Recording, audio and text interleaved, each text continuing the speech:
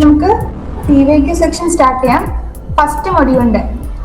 Okay, ആദ്യം തന്നെ സമയം കളയാം, നമുക്ക് കുറെ ക്വസ്റ്റ്യൻസ് ചെയ്യാം.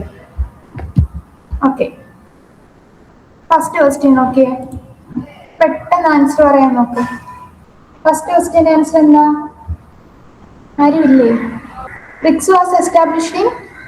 Next question, how many members are there in BRICS? 2006 D. Okay, നമുക്ക് നോക്കാം. Second question answer, how many members are there in. ഇപ്പൊ ഏതൊക്കെ പറയുന്നത് നോക്കാം. ആദ്യത്തെ ക്വസ്റ്റ്യൻ ആൻസർ നോക്കാം.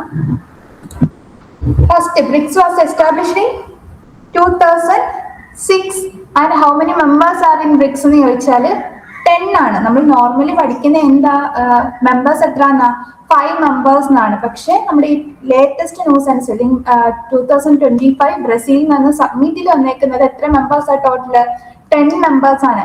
11 ആണ് പക്ഷെ 10 ആണ്, കാരണം സൗദി അറേബ്യ കൺഫേം ആയിട്ടില്ല. സോ 10 മെമ്പേഴ്സ് ആണ് ഇപ്പൊ ബ്രിക്സിലുള്ളത്. ഓക്കെ, നമ്മൾ ആകെ പഠിച്ചിട്ടുള്ളത് Brazil, Russia, India, China, south Africa ആണ്. ഇപ്പോൾ മെമ്പേഴ്സ്, ന്യൂ മെമ്പേഴ്സ് എന്ന് പറയുന്നത് ഈജിപ്റ്റ്, എത്യോപ്യ, ഇറാന്, യുണൈറ്റഡ് അറബ് എമിറേറ്റ്സ്, UAE കൂടെ ഉണ്ട് കേട്ടോ.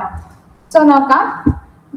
BRICS is a coalition of 5 major emerging economies: Brazil, Russia, India, China, and South Africa. These countries represent the diverse regions and have come together to promote economic growth, political cooperation and cultural exchange. ഓരോ കൺട്രിക്കും ഓരോ features ആണ്. ഇപ്പൊ Brazil എടുത്താൽ, Russia എടുത്താൽ, ഇപ്പൊ Brazil എടുക്കുകയാണെങ്കിൽ natural resources ആണ്. Then Russia എന്ന് പറയുമ്പോൾ എന്താ, global energy supplier. And India എന്ന് പറയുമ്പോൾ largest democracy. And China second largest economy. South Africa represent African continent. ഏറ്റവും ലാസ്റ്റ് ജോയിൻ ആവുന്നത്, ഈ 5 മെമ്പേഴ്സിൽ ഏറ്റവും ലാസ്റ്റ് ജോയിൻ ആവുന്ന ആളാണ് south Africa. South Africa 2010 member ആകുന്നത്. നോക്കാം. In 2025, BRICS has 10 full member countries. The original 5, Brazil, Russia, India, China, South Africa, plus Egypt, Ethiopia, Iran, and United Arab Emirates joined January 2024, and Indonesia joined January 2025. Additionally, there are several partner countries. Partner countries എന്ന് പറയുമ്പോൾ നമ്മുടെ member countries അല്ലാതെ നമ്മളെ support ചെയ്യുന്ന, അല്ലെങ്കിൽ ഇവരുടെ കോപ്പറേഷനിൽ involved ആയിട്ട് ഇവർക്ക് കുറെ ഹെൽപ്പ് ചെയ്യുന്ന ആൾക്കാരെയാണ് നമ്മൾ പാർട്ണർ കൺട്രീസ് എന്ന് പറയുന്നത്. കുറെ കൺട്രീസ് ഉണ്ട്, അതറിഞ്ഞില്ലെങ്കിലും കുഴപ്പമില്ല, നിങ്ങൾ മെമ്പർ കൺട്രീസ് അറിഞ്ഞിരിക്കുക. അതുപോലെ തന്നെ ലേറ്റസ്റ്റ് ബ്രിക്സ് സബ്മിറ്റ് നടന്നത് ഏത് കൺട്രിയിൽ വെച്ചിട്ടാ, പ്ലേസ് എവിടെ ആയിരുന്നു അത് നോക്കി വെക്കുക. കാരണം ബ്രിക്സിനകത്തൊരു മെമ്പർ ആണ് ഇന്ത്യ. സോ നമ്മൾ അങ്ങനത്തെ കാര്യങ്ങൾ പഠിക്കുന്ന ടൈമിൽ എന്താ അതും കൂടെ നോക്കുക. ലേറ്റസ്റ്റ് ആയിട്ട് നടന്ന ഇവന്റ്സും കൂടെ ഒന്ന് നോട്ട് ചെയ്ത് വെക്കുക. ബ്രസീൽ വെച്ചാണ് ലേറ്റസ്റ്റ് 2025 ബ്രിക്സ് സമ്മിറ്റ് നടക്കുന്നത്. Which of the following is not an international organization? Okay, എല്ലാവർക്കും അറിയാം, ഡി ആണ്. Central board of direct taxes ആണ്, CBDT. എന്തായാലും എന്തല്ല, ഇന്റർനാഷണൽ അല്ല. ബാക്കിയെല്ലാം നമ്മൾ കേട്ടുള്ള നേംസ് തന്നെയാണ്. സാർക്ക് ആണെങ്കിൽ, ASEAN ആണെങ്കിൽ, ADB, ഏഷ്യൻ ഡെവലപ്മെന്റ് ബാങ്ക്സ് ആണെങ്കിലും നമുക്കറിയാം അല്ലേ. Okay, so next, SAARC was established in 1985. ആരൊക്കെയാ മെമ്പേഴ്സ് വരുന്നത്? 8 കൺട്രീസ് ആണ് വരുന്നത്. ആരൊക്കെയാ? Afghanistan, Pakistan, India, Nepal, Bangladesh, Bhutan, Sri Lanka, Maldives. Then established in December 8, 1985 by India, Pakistan, Bangladesh, Sri Lanka, Nepal, Maldives, and Bhutan. In April 2007, Afghanistan became the 8th member. Okay. Then ഇതിന്റെ കുറെ കാര്യങ്ങൾ അറിഞ്ഞിരിക്കുക. നിങ്ങൾ പഠിക്കുന്ന ടൈമിൽ നോട്ട് ചെയ്ത് പഠിക്കുക. ഹെഡ്ക്വാർട്ടേഴ്സ് എവിടെ വരുന്നത്? സാർക്കിന്റെ ഹെഡ്ക്വാർട്ടേഴ്സ് എവിടാ? ഇന്തോനേഷ്യ ആണോ? നേപ്പാൾ. ഇന്തോനേഷ്യനകത്ത് മെമ്പർ പോലും അല്ലല്ലോ. നമ്മൾ ഇന്തോനേഷ്യ ഏതിന്റെയാ പഠിക്കുന്നത്? ഓക്കെ, കാഠ്മണ്ഡു. നേപ്പാളിലെ കാഠ്മണ്ഡു ആണ് സാർക്കിന്റെ ഹെഡ്ക്വാർട്ടേഴ്സ് ആയിട്ട് വരുന്നത്. ഓക്കെ, നെക്സ്റ്റ്, ഇതെല്ലാവർക്കും ആൻസർ ചെയ്യാൻ പറ്റും. Consumer protection act, ideas enacted in. Next, world bank began it's operation in ഏതാ correct answer? June 1, 1946 The World Bank began its operations on June 1, 1946. The organization was established in 1944 during the Bretton Woods conferences. Core goals in the care reduce poverty and improve the living standards globally, to promote the sustainable development and economic growth, and to support the infrastructure development, education, and healthcare in the developing nations. ഓർത്ത് വെക്കേണ്ട കാര്യങ്ങളാണ് 1944 establish ചെയ്യുന്ന Britain Woods conference വെച്ചിട്ടാണ്. 46 operations officially begins and 1947 issued the first loan to France. ആർക്കപ്പ first loan കൊടുക്കുന്നതെന്ന് ഓർക്കുക, ഫ്രാൻസിനാണ്. എന്നാണ് 1947. ക്വസ്റ്റ്യൻ നോക്കുക. India has been a World Trade Organization member since.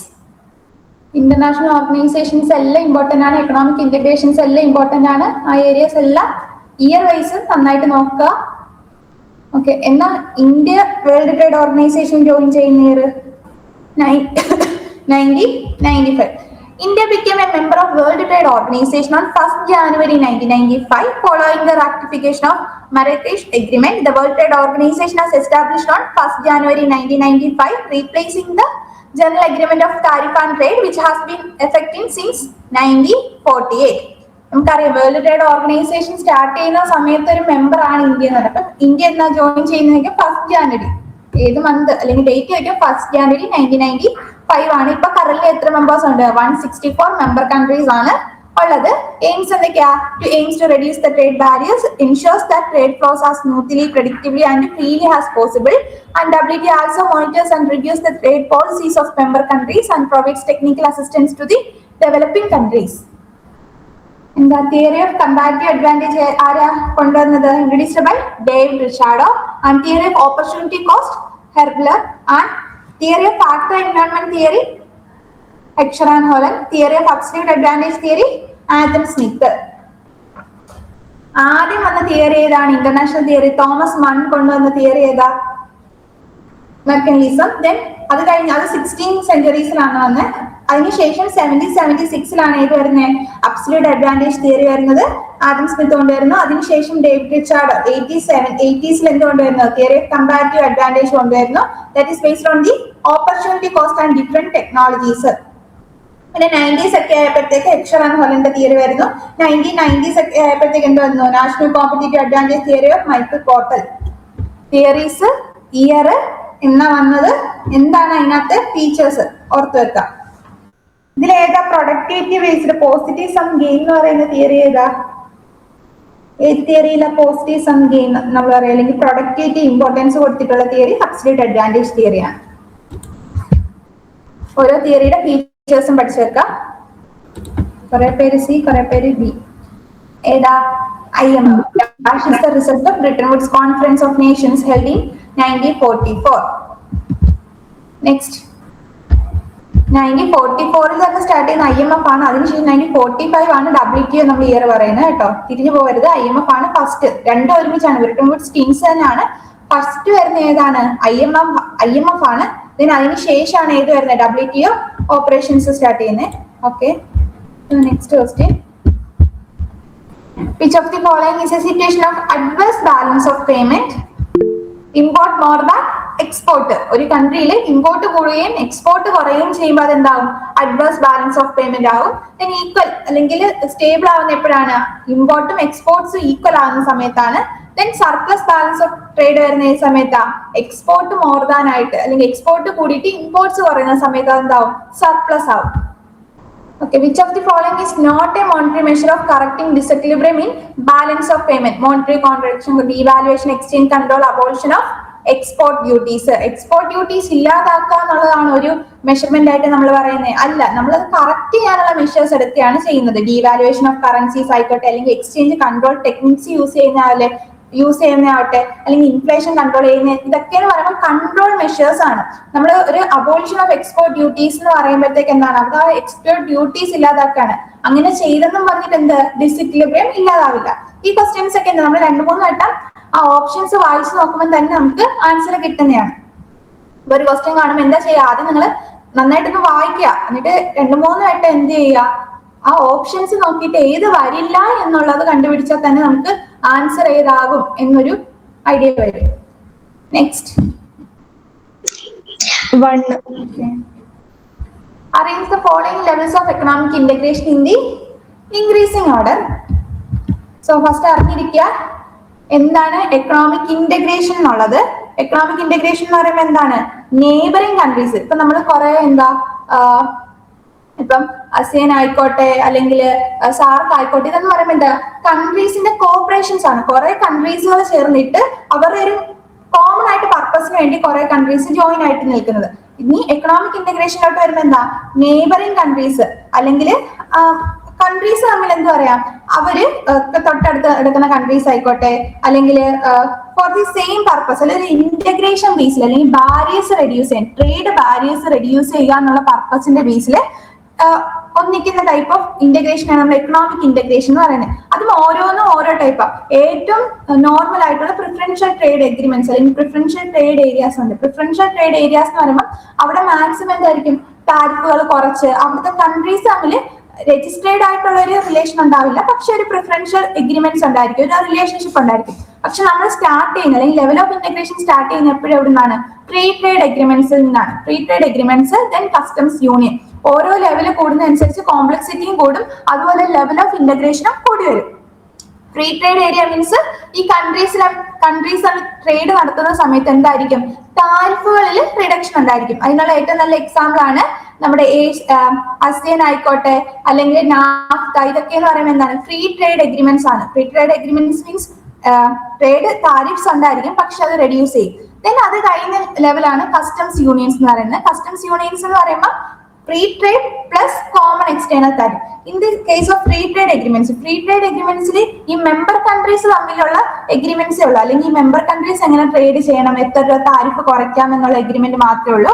പക്ഷെ കസ്റ്റംസ് യൂണിയൻസിലോട്ട് വരുമ്പോഴത്തേക്ക് എന്താ, നോൺ മെമ്പർ കൺട്രീസിലോട്ടുള്ള റിലേഷൻഷിപ്പിനെ കുറിച്ച് ആ എഗ്രിമെന്റ്സിൽ മെൻഷൻ ചെയ്തിട്ടുണ്ടായിരിക്കും. That means common external tariff ആയിരിക്കും ഫോളോ ചെയ്യുന്നത്. മറ്റ് കൺട്രികളുമായിട്ട് എന്തായിരിക്കും, ഇവർ ഒരേ താരിഫ് ആയിരിക്കും മീറ്റ് ചെയ്യുന്നത്. അത് കഴിഞ്ഞിട്ട് എന്താണ്, കോമൺ മാർക്കറ്റ്. കോമൺ മാർക്കറ്റ് വരുമ്പോൾ ഫ്രീ ട്രേഡ് എഗ്രിമെന്റ്സും ഉണ്ടായിരിക്കും. എന്ന് വെച്ചാൽ ഫ്രീ ട്രേഡ് എഗ്രിമെന്റ്സിന്റെ എല്ലാ ഫീച്ചേഴ്സും, റിഡക്ഷൻ ഓഫ് താരിഫ് ഉണ്ടായിരിക്കും, പ്ലസ് കോമൺ എക്സ്റ്റേണൽ താരിഫ് ആയിരിക്കും ഫോളോ ചെയ്യുന്നത്, plus free movement of capital and services and different national regulations ആയിരിക്കും. ഇങ്ങോട്ട് വരുമ്പോഴത്തേക്ക് എന്താ, free movement of capital and services ആയിരിക്കും. ഇതിന് ഏറ്റവും നല്ല അഡ്വാൻറ്റേജ് എന്ന് പറയുമ്പോഴത്തേക്ക് ഈ എംപ്ലോയീസ് ഉണ്ടല്ലോ, അല്ലെങ്കിൽ വർക്കേഴ്സിന് ഒരു കൺട്രിയിൽ നിന്ന് മറ്റൊരു കൺട്രിയിലോട്ട് പോകാനായിട്ട് ഈ വർക്ക് പെർമിറ്റ് എന്ന് പറയുന്ന സാധനം ഉണ്ടല്ലോ, അവർക്ക് വേറെ കൺട്രിയിൽ പോയി വർക്ക് ചെയ്യണമെങ്കിൽ പെർമിറ്റ് വേണം. കോമൺ മാർക്കറ്റ് അല്ലെങ്കിൽ കോമൺ മാർക്കറ്റ് എഗ്രിമെന്റ് ഉള്ള രണ്ട് കൺട്രീസ് ആണെങ്കിൽ ഇങ്ങനെ എംപ്ലോയീസിന് പോയി ഇപ്പൊ മെമ്പർ കൺട്രീസ് തമ്മിൽ അങ്ങോട്ടും ഇങ്ങോട്ടും വർക്ക് ചെയ്യുന്നതിനൊന്നും വർക്ക് പെർമിറ്റ് വേണ്ട. അതൊരു മൂവ്മെന്റ് ഓഫ് ദി എന്താണ്, മീൻസ് ഓഫ് പ്രൊഡക്ഷൻ ആണ്, അല്ലെങ്കിൽ ലേബേഴ്സ് പോകുന്നതാണ് ഒരു കോമൺ മാർക്കറ്റിന്റെ എക്സാമ്പിൾ ആണ്. Then economic union. Economic union എന്ന് വരുമ്പോഴത്തേക്ക് നമ്മളിപ്പോ പറഞ്ഞ free trade plus customs unions plus common മാർക്കറ്റിന്റെ എല്ലാ ഫീച്ചേഴ്സും plus no barriers for the internal trade, free movement of laborers, harmonized tax rates, common monetary and fiscal policy. Economic യൂണിയനും കൂടെ ആകുമ്പോഴത്തേക്ക് എന്താവും, നമ്മൾ ഈ പറഞ്ഞ ഫീച്ചേഴ്സ് കൂടാതെ പ്ലസ് ഒരു കോമൺ ആയിട്ടുള്ള മോണിറ്ററി ആൻഡ് ഫിസിക്കൽ പോളിസി ആയിരിക്കും ഈ കൺട്രീസ് തമ്മിൽ മെയിൻറ്റെയിൻ ചെയ്യുന്നത്. ഏറ്റവും നല്ല എക്സാമ്പിൾ എന്ന് പറഞ്ഞാൽ യൂറോപ്യൻ യൂണിയൻ ആണ്. യൂറോപ്യൻ യൂണിയനിൽ എല്ലാ കൺട്രീസിനും എന്താണ്, ഒരേ മോണിറ്ററി പോളിസി ആൻഡ് ഫിസിക്കൽ പോളിസിയാണ് ഫോളോ ചെയ്യുന്നത്. ദെൻ ലാസ്റ്റ് ടൈപ്പ് ആണ് എന്ത്, പൊളിറ്റിക്കൽ യൂണിയൻ. പൊളിറ്റിക്കൽ യൂണിയൻ എന്ന് പറയുമ്പോൾ എന്താണ്, കോമൺ ഗവൺമെന്റും ആയിരിക്കും. അവിടെ കോമൺ ഗവൺമെന്റും കോമൺ കോർട്ടും എല്ലാം എന്തായിരിക്കും, ഒന്നായിരിക്കും. ആ കൺട്രീസിനെല്ലാം കൂടെ ഒരു ഗവൺമെന്റും ഒരു കോർട്ടൊക്കെ ആയിരിക്കും വരുന്നത്. Okay, free trade, customs union, common market, economic union, political union. Answer നോക്കാം. First one BCDEA. ബി എന്താണ്, free trade area. C customs union. D എന്താണ്, common market. E economic union and A എന്ന് പറയുന്നത് എന്താണ്, പൊളിറ്റിക്കൽ യൂണിയൻ. ഇതില് നോക്കിയേ, നിങ്ങൾക്ക് ആദ്യത്തെ രണ്ടെണ്ണം അറിയാമെങ്കിൽ തന്നെ ആൻസറിലോട്ട് എത്താം. ആദ്യം എന്താ വരുന്നതെന്ന് അറിയാം. ഇപ്പൊ ഫ്രീ ട്രേഡ് ഏരിയ ആണ്. ഫ്രീ ട്രേഡ് ഏരിയ വരുന്ന ആകെ 3 ഓപ്ഷൻസേ ഉള്ളൂ. ദെൻ നെക്സ്റ്റ് എലമെന്റ് നോക്കാം. നെക്സ്റ്റ് എലമെന്റ് എന്ന് പറയുമ്പോൾ എന്താ, എ ആവാനുണ്ട്. പൊളിറ്റിക്കൽ യൂണിയൻ കഴിയുമ്പോൾ എന്ത് വരും, കസ്റ്റംസ് യൂണിയൻ ആണ് വരേണ്ടത്, മീൻസ് സി ആണ് വരേണ്ടത്. സി വരുന്ന ഒരേ ഒരു ഓപ്ഷനേ ഉള്ളൂ. അപ്പൊ തന്നെ നമുക്ക് ആൻസർ കിട്ടാം. അങ്ങനെ ഓരോന്ന് എലിമിനേറ്റ് ചെയ്യുന്ന സമയത്ത് നമുക്ക് കിട്ടുന്ന അഡ്വാൻറ്റേജ് എന്ന് പറയുന്നത് നമുക്ക് ടൈം സേവ് ചെയ്യാൻ പറ്റും. നമുക്ക് ഏറ്റവും ഇമ്പോർട്ടന്റ് ആണ്, ആൻസർ അറിയുന്നത് പോലെ തന്നെ നമുക്ക് ഇമ്പോർട്ടന്റ് ആണ് ടൈം മാനേജ്മെന്റ് എന്ന് പറയുന്നത്. ചിലപ്പോൾ നമുക്ക് എല്ലാ ക്വസ്റ്റ്യൻസും എക്സാം കഴിഞ്ഞ് നോക്കിയാൽ എല്ലാം അറിയാവുന്നതായിരിക്കും, പക്ഷെ ആ ടൈമിൽ നമ്മൾ ചെയ്ത് തീർക്കുക എന്നുള്ളതാ കാര്യം. ഓക്കെ, UNCTAD ഏത് ഇയർ എസ്റ്റാബ്ലിഷ് ചെയ്തത്, 1964. നിങ്ങൾ ഈ മൊഡ്യൂളിൽ പഠിക്കുന്ന എല്ലാ ഇയേഴ്സ് ഓഫ് എസ്റ്റാബ്ലിഷ്മെന്റും ഒരു പേപ്പറിനകത്ത് എഴുതുക. എന്നിട്ട് അതിനെ ഒന്ന് ഓർഡർ ആക്കി നോക്കുക, ആദ്യം ഏതാ വന്നേ. ഇങ്ങനെയൊക്കെ ചെയ്യുമ്പോൾ നമ്മൾ തന്നെ അത് ചെയ്യുമ്പോൾ നമുക്കൊരു ഓർമ്മ വരും, ഇന്ന ഇൻസ്റ്റിറ്റ്യൂഷൻ കഴിഞ്ഞത് നെക്സ്റ്റ് വരുള്ളൂ എന്ന് നമുക്ക് ഓർത്ത് വെക്കാൻ പറ്റും. ഓക്കെ, UNCTAD ആണ് എന്ന് വരുന്നത് 1964. Then WTO നമ്മൾ ഓൾറെഡി പറഞ്ഞു, WTO ഇയർ 1994 ആണ്. കാരണം WTO കിട്ടുമ്പോൾ തന്നെ ആൻസർ ആയി. B4 വരുന്ന ഒരേ ഒരു ഓപ്ഷനേ ഉള്ളൂ, 2. Then NAFTA ഏതാ 1994. ASEAN എന്ന് പറയുമ്പോൾ ഏത് വരും 1967. Next, Consumer Protection Act came in force first on 26th December 1986. Consumer protection act പഠിക്കുമ്പോൾ എന്തൊക്കെ പഠിക്കുക? ഇയർ ഓഫ് എസ്റ്റാബ്ലിഷ്മെന്റ് ഇമ്പോർട്ടന്റ് ആണ്, റൈറ്റ്സ് ഇമ്പോർട്ടന്റ് ആണ്, ഓരോ സെക്ഷൻസും കൺസ്യൂമർ റിട്രോവൽ ഏജൻസീസിന്റെ ഓരോ കമ്മീഷൻസിന്റെ ഓരോ ലിമിറ്റ്സ് പഠിച്ചു വെക്കുക. ദെൻ എന്താ ഓരോ സെക്ഷൻസ് അറിഞ്ഞിരിക്കുക. ഇപ്പം സെക്ഷൻ 6 എന്ന് പറയുമ്പം അതിൽ എന്താ വരുന്നത്, അങ്ങനത്തെ കാര്യങ്ങളൊക്കെ അറിഞ്ഞിരിക്കുക. ഓക്കെ, നമുക്കറിയാം structure of WTO minister conference. Then അതിന് താഴെയാണ് ജനറൽ കൗൺസിൽസ് വരുന്നത്. ഏറ്റവും അപെക്സ് ബോഡി എന്ന് പറയുന്നതാണ് മിനിസ്റ്ററിയൽ കോൺഫറൻസസ്. ദെൻ ജനറൽ കൗൺസിൽസിനകത്ത് ഏതൊക്കെ ഡിസ്പ്യൂട്ട് സെറ്റിൽമെന്റ് ബോഡി ഉണ്ട്. ദെൻ ട്രേഡ് പോളിസി റിവ്യൂ ബോഡീസും ഉണ്ട്. ദെൻ നമ്മൾ സെപ്പറേറ്റ് ആയിട്ട് ഓരോ സെക്ഷന് വേണ്ടിയിട്ടുള്ള ഓരോ ജനറൽ കൗൺസിൽസ് ഉണ്ട്. Goods councils, intellectual property councils and service council. ഇതിൽ ട്രിംസിന്റെ ഫുൾ ഫോം എന്താ? ട്രിംസ് ആൻഡ് ട്രിപ്സ് എന്ന് കേട്ടിട്ടുണ്ടോ? ട്രിംസ് ആൻഡ് ട്രിപ്സ് പ്രൊവിഷൻസ്. ഇതിൽ ട്രിംസിന്റെ ഫുൾ ഫോം എന്താ നോക്കാം കേട്ടോ, പഠിക്കേണ്ട കാര്യം. ട്രിംസ് എന്ന് വെച്ചാൽ trade related investment measure. Trade related investment measures. TRIPS എന്ന് വെച്ചാൽ എന്താ? Trade related aspects of intellectual property rights. നമ്മളൊരു ക്വസ്റ്റ്യനകത്ത് നമുക്ക് അറിയാത്തൊരു ടേം കാണുമ്പോൾ അത് എന്താണെന്നും കൂടെ ജസ്റ്റ് നോട്ട് ചെയ്ത് വെക്കുക. കാരണം നെക്സ്റ്റ് എക്സാമിന് നമുക്ക് ഈ തന്നേക്കുന്ന ഓപ്ഷനിൽ നിന്നായിരിക്കും അടുത്തൊരു ക്വസ്റ്റ്യൻ അവർ ജനറേറ്റ് ചെയ്യുന്നത്. Next environments. എൻവയോൺമെന്റ് ഇമ്പോർട്ടന്റ് ആണ്. ആകെ 4-5 പേരാണ് എപ്പോഴും ആൻസേഴ്സ് പറയുന്നത്. ടോട്ടൽ 29. ഒരു 28 പേരെങ്കിലും ഇല്ലേ? ബാക്കിയുള്ളവരെല്ലാം ഇവിടെ എന്താ ചോദിച്ചേക്കുന്നത്? Which environment shapes the attitudes of human beings but there may be great diversity in its impact. Socio-cultural environment. Which of the following is not the feature of government interference? Okay, next.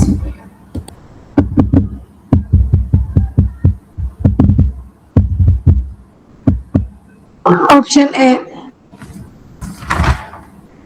Okay. Okay, which of the following are included under the EPRG framework in the internationalization? നമുക്കറിയാലേ different types of orientations ഉണ്ട് ഇന്റർനാഷണലൈസേഷനകത്ത്. EPRG ഇതിനകത്ത് വരുന്ന ഏതൊക്കെയാണെന്ന് ചോദിച്ചേക്കുന്നത്. Included അല്ലേ ചോദിച്ചേക്കുന്നത്? Okay, ഏതൊക്കെയാ വരുന്നത്? E means എന്താണ്? എഥനോസെൻട്രിസം. എക്കോസെൻട്രിസം എന്നുള്ള ടേം ഇല്ല, എഥനോസെൻട്രിസം ആണ്. എഥനോസെൻട്രിസം ആണ് നമ്മൾ എന്ത് നോക്കുന്നത്?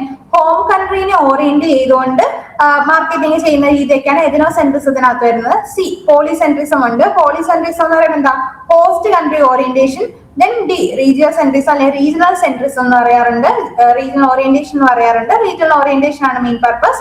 ദെൻ ജിയോ സെൻട്രിസം, വേൾഡ് അല്ലെങ്കിൽ നമ്മൾ വേൾഡിനെ ഒരു സിംഗിൾ മാർക്കറ്റ് ആയിട്ട് കൺസിഡർ ചെയ്യുന്ന രീതിയാണ് ജിയോ സെൻട്രിസത്തിനകത്ത് വരുന്നത്. അപ്പൊ BCDE ഏത് വരില്ല? എക്കോ സെൻട്രിസം എന്നുള്ളൊരു ടേം ഇല്ലാത്തതുകൊണ്ട് എ വരില്ല. എ വരുന്നില്ലെന്ന് അറിയുമ്പോൾ തന്നെ നമുക്ക് ഫസ്റ്റ് ആൻസർ ആവും. Next, which of the following is different types of dumping? Which of the following are the different types of dumping എന്ന് വെച്ചാൽ persistent dumping, predatory dumping, sporadic dumping, nomadic dumping. ഇതിനകത്ത് ഏതാ answer വരുന്നത്? A, B, C. D മാത്രമല്ല നമ്മൾ കേൾക്കാത്തതുള്ളൂ. Dumping എന്ന് പറയുമ്പോൾ എന്താ? Exporting a commodity at below cost or the at least sale of a commodity at lower price abroad than domestic. നമ്മൾ നമ്മുടെ കൺട്രിയിൽ വിൽക്കുന്നതിനെക്കാട്ടിലും കുറവ് പൈസക്ക് മറ്റൊരു കൺട്രിയിൽ പ്രോഡക്ട്സ് വിൽക്കുന്നത്. നോർമലി ചെയ്യുന്ന എപ്പോഴും എന്തായിരിക്കും? ടാക്സ് റേറ്റും ഈ ഡ്യൂട്ടീസ് എല്ലാം കൂടെ കൂട്ടിയിട്ട് തന്നെ പ്രോഡക്റ്റിന് നല്ല റേറ്റ് കൂടാനാണ് ചാൻസ്. അങ്ങനെ അല്ലാതെ നമ്മുടെ സ്വന്തം കൺട്രിയിൽ വിൽക്കുന്നതിനെക്കാട്ടിലും റേറ്റ് കുറച്ച് വേറൊരു കൺട്രിയിൽ പോയി പ്രോഡക്ട്സ് സെല് ചെയ്യുന്നതിനെയാണ് നമ്മൾ എന്ത് പറയുന്നത്? എക്സ്പോർട്ട് ചെയ്യുന്നതിനെയാണ് ഡംപിംഗ് എന്ന് പറയുന്നത്. അത് ഏതൊക്കെയുണ്ട്? പെർസിസ്റ്റന്റ് ഡംപിംഗ് ഉണ്ട്, that means international price discrimination എന്ന് പറയും. ദെൻ പ്രെഡേറ്ററി ഡംപിംഗ് ഉണ്ട്, ഇന്റർമിനന്റ് dumping. Then sporadic dumping, reverse dumping. Reverse dumping ആണ് ഇതിൽ ചേരാത്തൊരു, നമ്മൾ ആ ടേമുമായിട്ട് മീൻ ചെയ്യാത്ത ഡംപിംഗ്. ഇതിൽ പെർസിസ്റ്റന്റ് ഡംപിംഗ് എന്ന് പറയുമ്പോൾ എന്താ? കണ്ടിന്യൂസ് ആയിട്ട് ഡൊമസ്റ്റിക് മോണോപ്ലിസ്റ്റുകൾ ചെയ്യുന്ന കാര്യമാണ് പെർസിസ്റ്റന്റ് ഡമ്മിങ്. ദെൻ പ്രെഡേറ്ററി ഡമ്മിങ് എന്ന് പറയുമ്പോൾ എന്താ, temporary sale of the commodities at below cost in the abroad. Then sporadic ഡമ്മിങ് എന്ന് പറയുമ്പോൾ ഒക്കേഷണൽ സെയിൽസ്, ഇപ്പം ടെമ്പററി ആയിട്ട് ഒത്തിരി സർപ്ലസ് ഓഫ് എ കമ്മോഡിറ്റി ഒക്കെ സംഭവിക്കുന്ന സമയത്ത് ചെയ്യുന്നതാണ്. ദെൻ റിവേഴ്സ് ഡമ്മിങ് എന്ന് പറയുമ്പോൾ എന്താണ്, നോൺ കൺവെൻഷണൽ ആയിട്ട് നമ്മൾ എബ്രോഡിൽ പോയി ഹൈ പ്രൈസിന് തന്നെ ഗുഡ്സ് സെല് ചെയ്യുന്നതിനെയാണ് നമ്മൾ റിവേഴ്സ് ഡമ്മിങ് എന്ന് പറയുന്നത്. വേണമെങ്കിൽ നമുക്ക് അങ്ങനെ ക്വസ്റ്റ്യൻ ചോദിക്കാം, ഈ 4 ഡമ്മിങ് തന്നിട്ട് 3 എണ്ണമായിട്ട് ചേരാത്തത് ഏത്, നാലാമത്തെ, അതാണ് റിവേഴ്സ് ഡമ്മിങ്. റിവേഴ്സ് ഡമ്മിങ്ങിന്റെ പേരുണ്ടെങ്കിലും അവിടെ നടക്കുന്ന കോൺസെപ്റ്റ് എന്താ, റിവേഴ്സ് ആണ്, ഡംപിങ്ങിന്റെ റിവേഴ്സ് ആണ് നടക്കുന്നത്. ഹയസ്റ്റ് പ്രൈസിൽ തന്നെ ആയിരിക്കും നമ്മൾ എബ്രോഡ് പോയി എന്ത് പ്രോഡക്റ്റ് എക്സ്പോർട്ട് ചെയ്യുന്നത്.